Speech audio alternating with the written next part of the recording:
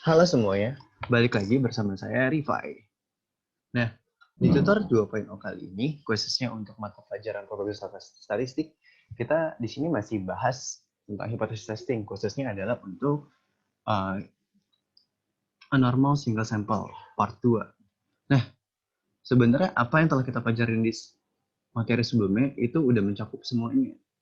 Di video aku sebelumnya itu hipotesis testing buat single sample tuh udah semua, udah aku semuanya udah aku jelasin. Jadi kan tadi kayak udah dimulai dari dasar sendiri tuh hipotesis itu apa, terus H0-nya itu apa, H1 apa, ya kan? Terus juga ada one sided test, two sided test. Terus juga ada ini kan, ada uh, tipe 1 error, tipe 2 error, itu semuanya juga udah aku jelasin. Nah, ini juga kan ada berbagai macam caranya, juga tergantung juga kan kasusnya apa, kasusnya test on mean, atau test on variance, atau test on proportion. Nah, kemarin ternyata setelah aku lihat lagi, ada beberapa kesalahan yang kemarin aku share di videonya. Nah, kalau yang test on variance kemarin langsung aku perbaikin kan. Nah, ini rumus yang benernya kayak gini. Terus yang terakhir itu adalah test on proporsi. Ternyata aku ada salah di rumus betanya. Nah, betanya itu adalah harusnya kayak gini. Ini yang benar tuh betanya ini. Rumus beta yang benar tuh adalah yang ini nih. Jadi kalau yang kemarin di sini aku nggak ada akarnya, terus juga di sini masih P0. Pas harusnya ini akar dan ini juga ada P. Nah, ini rumus ini yang benar. Tapi untuk rumus yang dipakai sama sih. Kalau beta untuk two sided tetap sama dengan A dikurang B. Untuk one sided dan upper itu nanti itu sama dengan A one sided yang lower terus 1 dikurang beta. Bedanya nanti di sini Z alfanya. Kalau misalnya one sided Z alfanya nggak pakai per 2, tapi Z alfa aja. Nah, biar lebih jelas pemakaiannya kayak gimana dan biar nggak lama-lama lagi karena ini materi juga dari kemarin tadi kita bahas, kita langsung aja ke contoh soal aja. Nah, contoh soalnya ini karena aku ada salah di sini, jadi aku pengen jelasin contoh soal yang berhubungan dengan test on proportion. Nah, ini soalnya kayak gini. Jadi kalau kalian lihat kan, nah, in a random sample of 85 automobile. Nah, 85 ini apanya? 85 ini adalah kita bisa nyatakan sebagai N-nya. N-nya itu adalah 85 automobile, ya kan? Nah, terus engine kerasa 10 have 10 have a surface finish roughness. Kira-kira 10 ini apanya kan? Kita lanjut dulu aja. That exceed the specification. Apakah data ini bisa dibuktikan dengan kuat bahwa proportion. Nah, di sini udah dikasih tahu kalau misalnya tesnya itu adalah test on proportion, ya kan? Nah, karena udah dikasih tahu, maka kita langsung aja fokusnya ke rumus-rumus yang di sini. Test on proportion itu apa aja rumusnya gitu kan. Nah, lanjut. Terus apa lagi? Nah, ini kayak gini. Nah, ternyata setelah kita baca lagi, karena ini proportion itu pasti ada X sama N. Ingat kan, konsep dasar dari proportion itu sendiri juga sama dengan X per N. Nah, N-nya udah ada, maka nilai 10-nya ini adalah nilai X-nya. Jadi kalau misalnya kita pengen hitung, sebenarnya proporsinya itu berapa sih? Proporsinya itu sama dengan 10 dibagi dengan 85 atau sama dengan 0,117. 0,117. Nah, ini proporsinya. Nah, di sini di soal ini kita suruh buktiin. Nah kan yang pertama nih, set the hypothesis using alfanya. Ini alfanya. Ingat ya, ini adalah alfa. Nah, lanjut.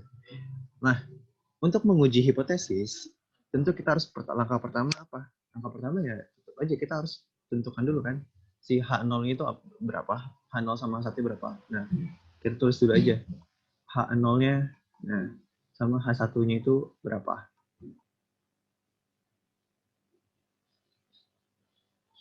Nah, kita terlihatnya dari mana? Kita lihat dari kalimat ini. Does this data present strong evidence that the proportion, berarti pengujiannya proportion kan? This proportion simbol itu P of the crankshaft bearing exhibit excess surface roughness exceed artinya apa? Lebih kan? Jadi H1-nya itu kita tahu H1-nya adalah lebih dari 0,10. Nah, maka H0-nya berapa? H0-nya bisa aja kita tulis lebih kecil sama dengan, harus ada sama dengan ya kan kalau H0. lebih kecil sama dengan dari 0,1. Nah, dapat kan?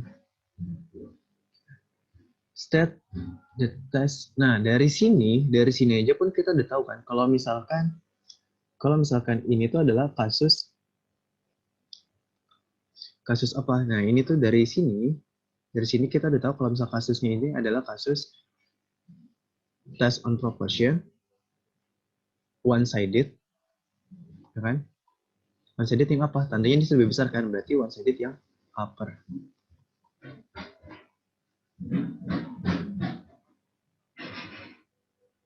Oke, lanjut.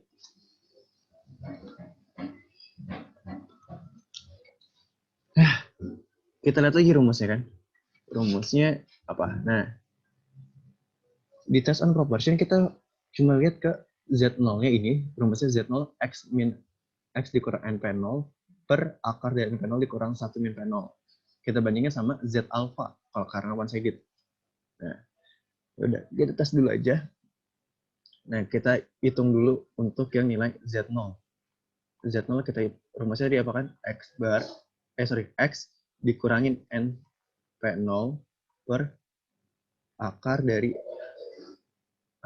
NP0 ya kan dikali 1 dikurang P0. Nah, kita hitung. Maka Z0-nya akan sama dengan X-nya berapa ya? Ini ada X-nya ada 10 kan. Maka 10 dikurang N-nya 85 dikali P0-nya berapa? P0-nya di sini. Nah, kalau P0 kita lihat dari sini. Itu adalah 0,1 dikali 0,1 dibagi akar dari 85 dikali 0,1 ya kan? Dikali lagi 1 dikurang P0. P0 0,1 maka di sini hasilnya adalah 0,90. Ya kan? Nah, hitung deh. Dari sini kita bisa dapat bahwa Z0-nya ternyata 0,542. Sip. Selesai kan? Nah, biar beda. Kita lihat lagi. Kita kasih warna yang beda lagi. Misalnya lanjut ke hijau. Jadi kita suruh bandingin sama apa? Nah, kita di sini bandingin itu adalah sama Z alpha. Kita cek Z alpha. Di sini kita cek Z alpha. Z alpha di sini berarti saat Z nilainya adalah, berarti kita cari nilai Z alpha itu maksudnya kita cari nilai Z saat probability-nya itu adalah 0,05. Nah, berarti dari sini kita mesti ngapain? Kita cek dulu ke tabel 3. Tabel 3 atau tabel Z. Nah, ini tabelnya. Ini kan. Ini tabelnya. Terus yang nilainya itu kita mencari nilai Z. Kalau kita cari nilai Z, pasti kita fokusnya di sebelah sini nih. Ini mana sih? Nih, kita ngeliatnya di bagian sebelah sininya. Sebelah sini dan sebelah sininya. Nah, kita cari nilai yang nilai apa namanya? Probabilitasnya itu adalah 0,05 atau 5% kan. Nah, kita bisa lihat kira-kira ada di mana. Nah, di sini nih. Ini udah 0,047, 0,048, 0,49. Nah, berarti di antara ini kan. Nah, berarti kita bisa nyatakan bahwa jadi ini nih nilainya. Bisa, ya enggak? Nah, berarti dari sini kita lihat kan. Ini ada di min 1,6, di sini 0,04. Berarti ini Z-nya itu adalah dari sini adalah 1,64. Tanda plus minusnya nggak usah terlalu dilihatin dulu aja. Nggak usah terlalu dilihatin karena kita biar lebih jelas kita bikin lagi grafik ini. Apa? Nah, kan kayak gini kan. Nah, kan kalau misalnya di sini kita bentuknya apa? One sided yang upper. Upper bentuknya gini. Upper di sini kan. Z alfanya bakal ada di sebelah sini. Maka di sini ini adalah Z alfanya. Nilainya itu berapa? Nilainya adalah 1,64. Nah, kalau misalnya two sided pasti kan ada di kiri kanan. Maka di sini juga sini min 1,4. Nah, kita lihat di sini si Z0-nya itu ternyata ada di mana? Z0-nya itu adalah di 0,542. Berarti kurang lebih di sebelah kirinya kan? Di sini nih. Anggap aja di sini. Ini Z0. Saat nilainya adalah 0,542. Berarti ini Z0 ada di area apa? Z0-nya itu lebih kecil dari Z alpha. Artinya kita failed to reject H0. Nah, ini kesimpulannya. Failed to reject H0. Atau dengan kata lain, kita bisa dapat artikan bahwa untuk soal yang A ini adalah failed to reject H0. Berarti ternyata adalah proporsi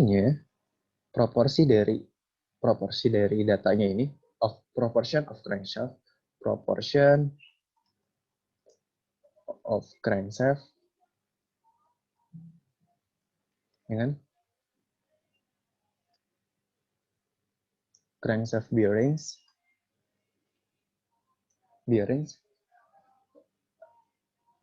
ternyata hasil apa? Exit apa enggak? Ternyata kita failed to reject, berarti pilih yang ini. Maka itu not exit 0,01.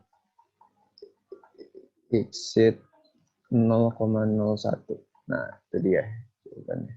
Sorry, 0,1. Terlalu hapus dulu.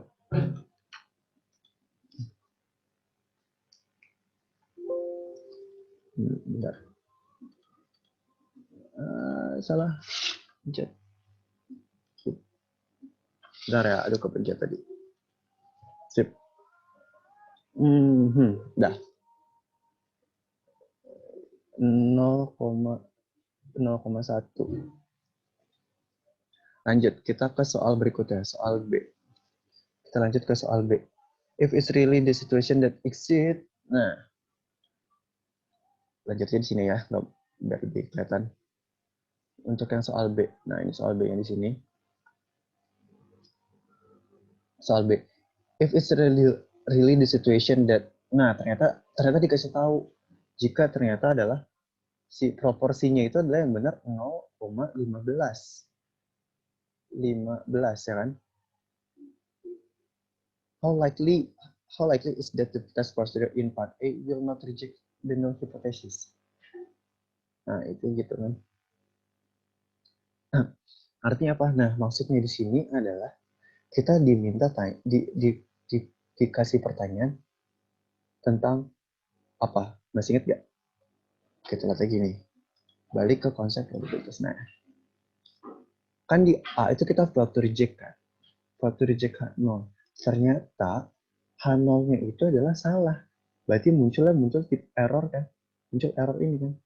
Kita muncul error tipe 2. Nah, kita disuruh pertanyaannya itu adalah nah, pertanyaan ini adalah if it's the real solution, how likely is test procedure in part A will not reject. Nah, maksudnya itu adalah kita supaya menghindari terjadinya si error itu. Jadi pertanyaan B itu adalah sebenarnya kita suruh ditanya powernya itu berapa. Power. Probabilitas untuk menghindari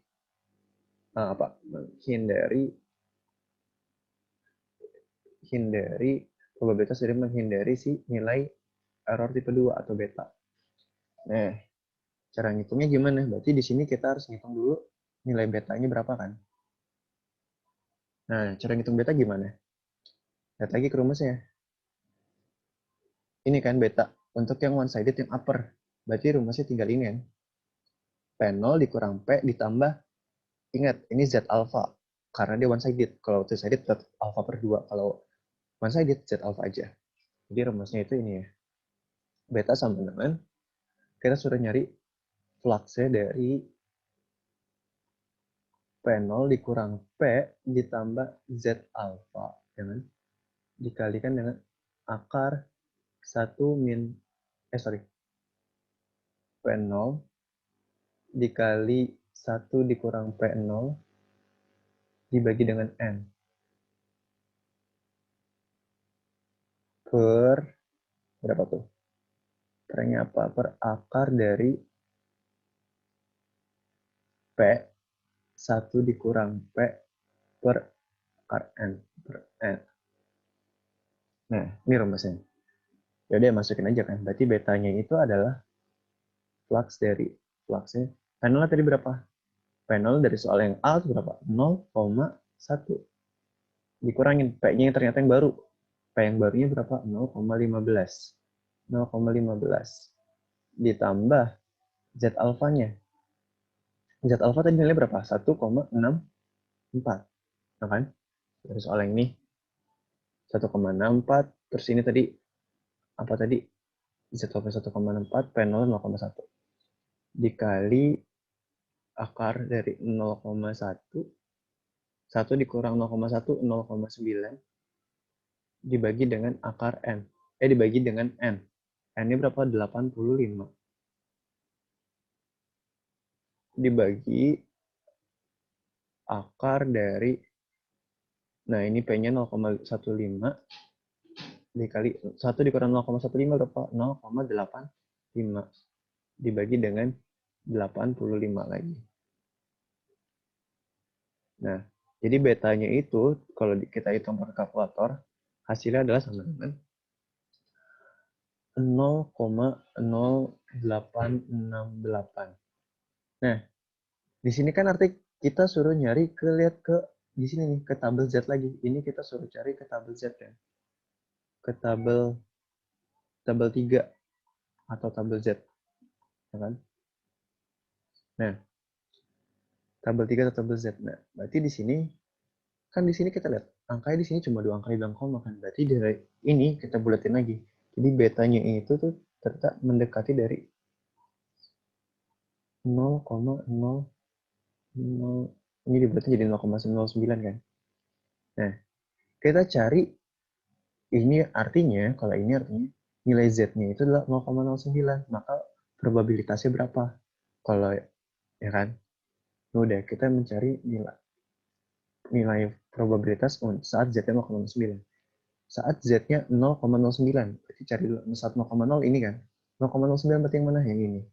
Berarti yang ini. Nah, maka betanya itu adalah berapa nih? 0,0535856.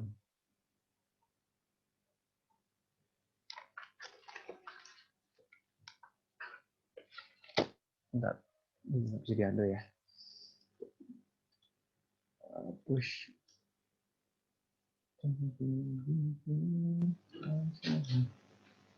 Nah tadi.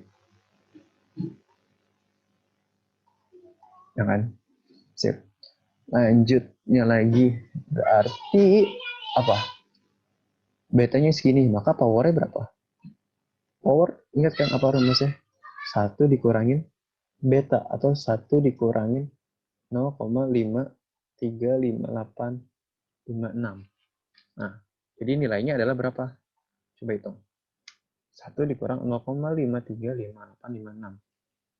Nah, ini dapat jawabannya adalah 0,464144. Nah, ini berarti nilai powernya atau nilai probabilitas untuk menghindari si beta itu. Sip. Sampai sini paham? Paham dong ya? Berarti yang soal A udah kejawab, soal B kejawab, sekarang tinggal soal C. Nah, yang soal C maksudnya apa? Jika nilai proporsinya sekian, 0,15, how large, seberapa besar ukuran dari sampel size, ukuran sampel, atau ditanya N-nya itu berapa gitu. Yang diharuskan agar nilai correctly rejected null hypothesisnya itu adalah 0,9. Jadi maksud di sini powernya itu adalah 0,9. Nah, ini ngitungnya gimana? Udah lanjut aja di sini. Biar beda ya, ganti warna. Nah, yang soal C berarti. Soal C, kita dikasih tahu probabilitasnya adalah 0,15. Terus dikasih tahu juga powernya itu adalah 0,9. Pertanyaannya adalah N-nya berapa, ya kan? Nah, hitungnya gimana? Balik lagi, kita lihat lagi rumus yang proportion. Untuk yang mana? Ini kasusnya tadi apa? Two-sided atau one-sided? One-sided kan? Nah, karena one-sided, pakainya ini berarti. Oh iya, ini salah, ini lupa. Ini harusnya nggak ada nggak ada kata upper-uppernya. Ini one-sided semua sama n-nya. Jadi n ini sama dengan z alpha dikali ini semua kan. Nah, udah. Berarti kita tulis dulu rumusnya di sana. N-nya itu akan sama dengan, ya kan?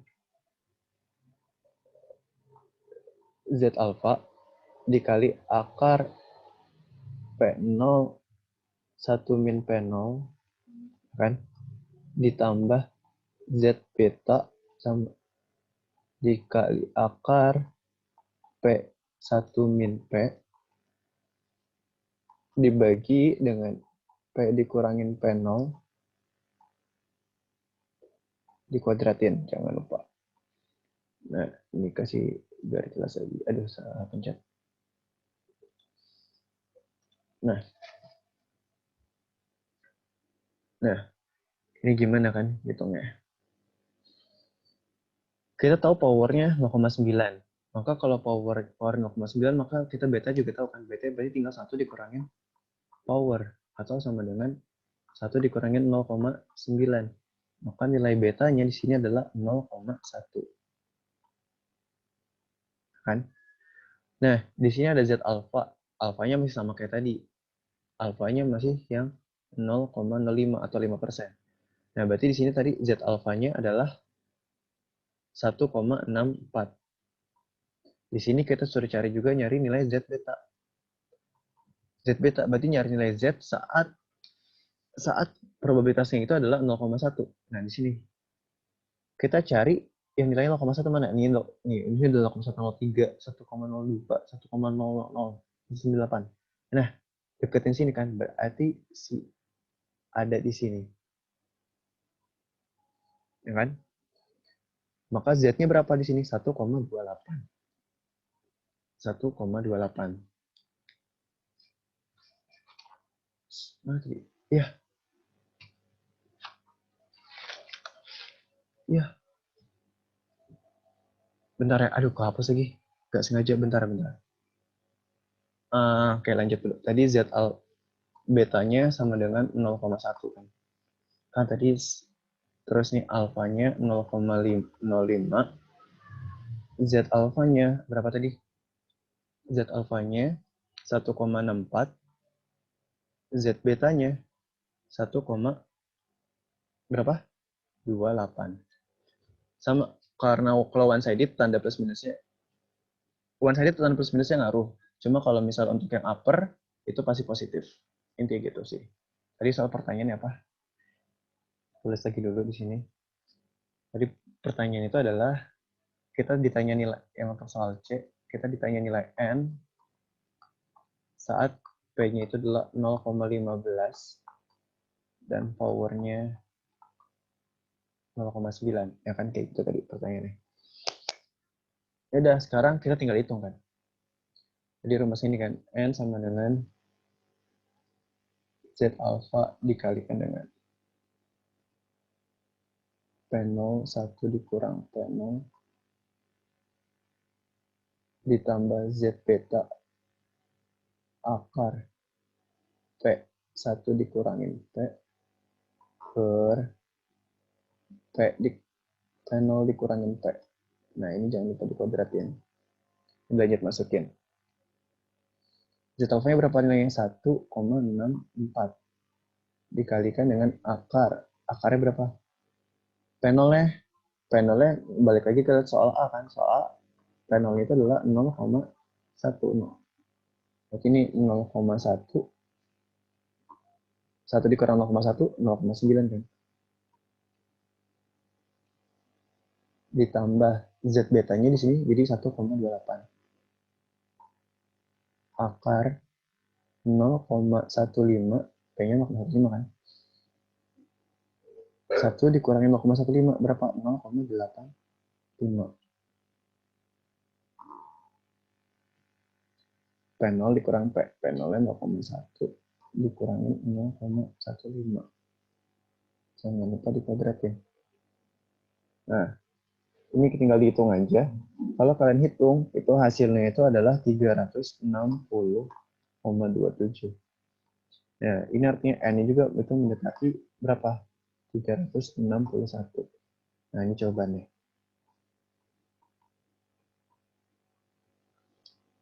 Oke, paham? Paham dong ya? Berarti soal B bisa, soal C bisa, soal A pun juga bisa. Berarti udah nggak ada masalah untuk hipotesis testing, baik itu yang untuk berbagai macam testing, untuk tes on mean, ataupun tes on variance, ataupun tes on proportion. Oke, nah kalau kayak gitu aku juga ingin ngasih kalian satu hal lagi yang menurutku penting, yaitu adalah ini. Kita akan belajar. Nah, salah satu hal penting dalam penggunaan kalau kita ngerjain soal statistik, kita pasti nggak lupa pakai namanya kalkulator kan. Nah, di sini aku pengen kasih tahu kalian supaya kalian menggunakan kalkulatornya itu lebih maksimal gitu. Khususnya untuk menggunakan kalkulator dua jenis kalkulator ini, yang itu Casio FX991. Ya, itu bisa pakai yang ID plus atau IS plus ataupun yang klasik ataupun itu semuanya bisa.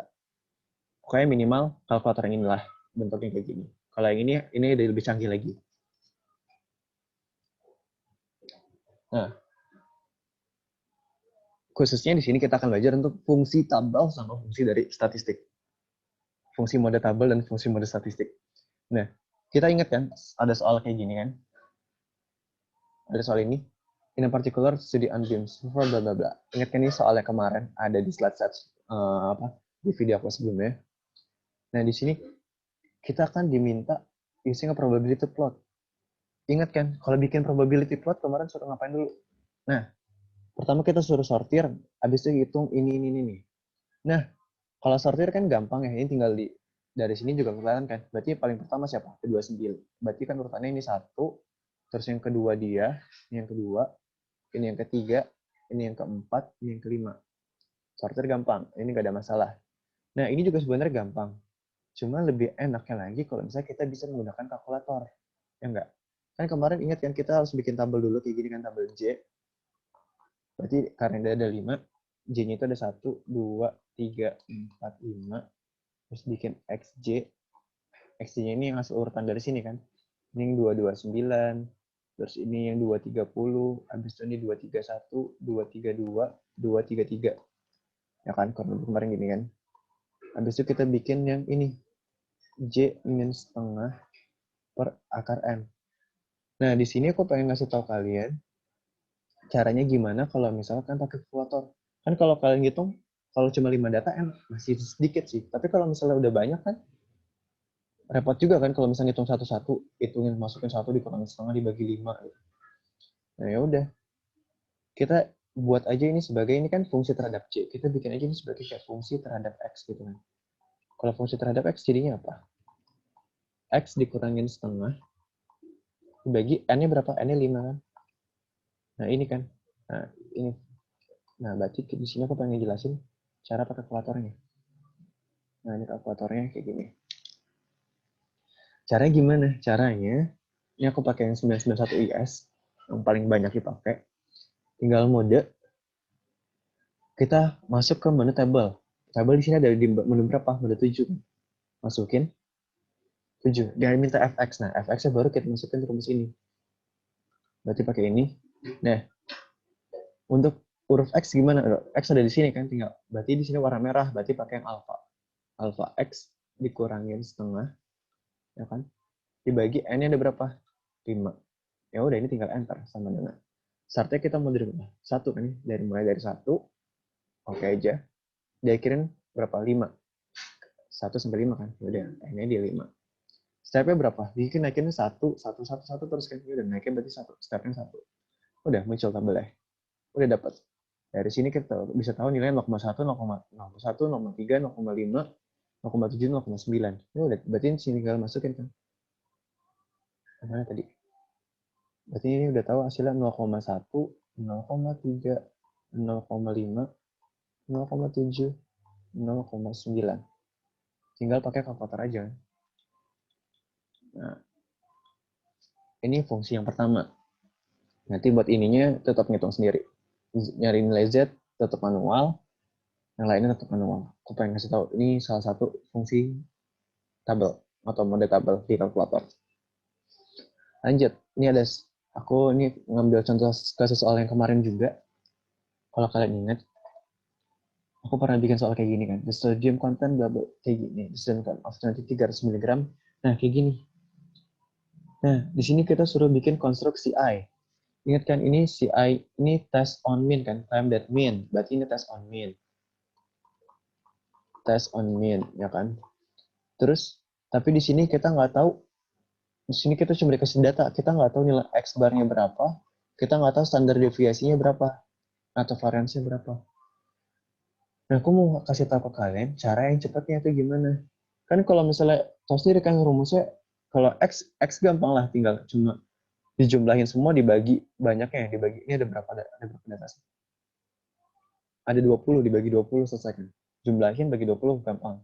Yang S kan repot kan kalau misalnya dihitung manual pakai kalkulator kan. Dan makanya di sini aku kasih tahu kalian cara salah satu fungsi kalkulatornya. Nah, itu adalah mode statistik. Caranya gimana? Cara juga sama. Kalian tinggal ke mode, pilih mode statistik 3. Nah, di sini kalian bebas sebenarnya mau pakai yang mana. Pakai mode 1, 2, 3 dan seterusnya bisa. Tapi aku lebih nyaranin kalian pakai mode 2 sih. Aku lebih sering pakai mode 2. Mode 2. Udah. Di sini kita tinggal masukin kan. Kita masukinnya karena datanya cuma 1, ya udah kita masukin kolom X aja, kolom Y-nya nggak usah. Udah kita masukin data pertama berapa tuh? 131,15. Enter. Terus ke bawah ya, 128, berapa nih? 33. Enter. Lanjut. 129,39. Enter. Ini 130,69. Ya kan? Enter. 128,24. Enter. 130,42. Enter. 130,91. 129,65.